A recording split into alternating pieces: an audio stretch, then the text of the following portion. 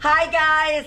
Well, today is Thanksgiving, and so today I am making a brisket. We are not turkey people, and so we don't usually do a turkey at Thanksgiving, but we are definitely brisket people. So I want to just give you a little quick thing on the brisket because the brisket always cooks up really nice.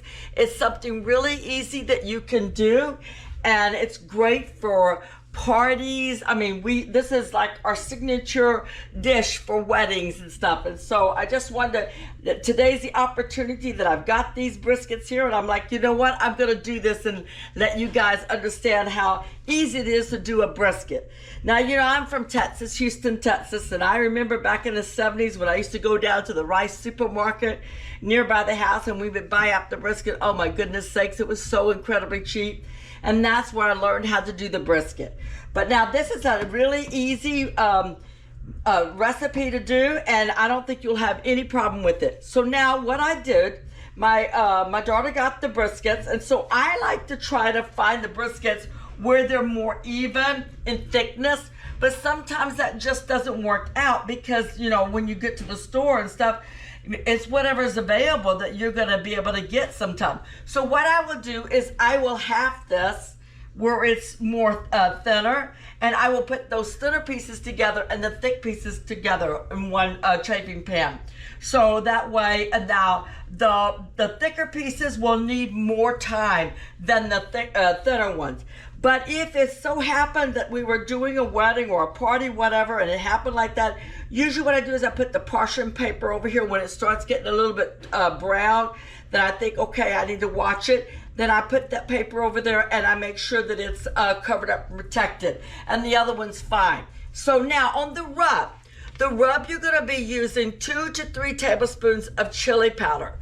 You're gonna use 2 tablespoons of salt, 1 tablespoon of garlic powder, 1 tablespoon of onion powder, and 1 tablespoon of ground black pepper, 1 tablespoon of sugar, 2 teaspoons of dried mustard. Now, I didn't have dried mustard. I had already used it all up and forgot to get more. So what I did is I did a little bit of Dijon mustard with some regular yellow mustard. And then I put a little bit of soy with that, a soy sauce, and I mixed it together like kind of like where it was liquid, like a paste, and I brushed it all over that just so it would grab that rub too. So you could do that too. All right, and then you will need a bay leaf. So usually what I do is I use, if it's like this, I usually use like 1.5 bay leaf. That's when it comes out. So the first process we do is we cut to make size for the pan, all right? And then you have the rub all over it. And then I cover it with a saran wrap and I put it in the refrigerator and I leave it overnight. Now I like the fat side up, okay? And if you have any thick fat on there where it's like hard, like really hard, you want to remove that a little bit off. Now, once you put once you do the rub and stuff and it goes to the refrigerator and it comes out and stuff, I bring it out and I let it sit for like maybe say 30 minutes to bring it kind of back to room temperature. And then you're gonna put it in the oven on a 350 oven.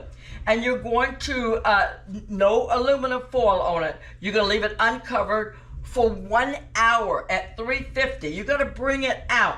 Now, at that point, you are going to put the bay leaves in the chafing pan and you will put a little bit of beef broth. You only want to have about this much of a finger up on the side of the pan because what's going to happen is that meat's going to cook down that fat and then you can get an overspill in your oven. So you want to be careful about that. Don't put too much beef broth. You can always go back and check it.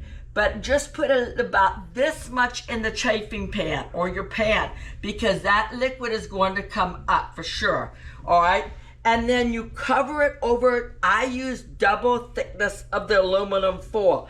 You cover it over very, very tight because you want it to be where it's just gonna really get in there, but it's not gonna have any air holes. You wanna make sure that you do this all the way around like that.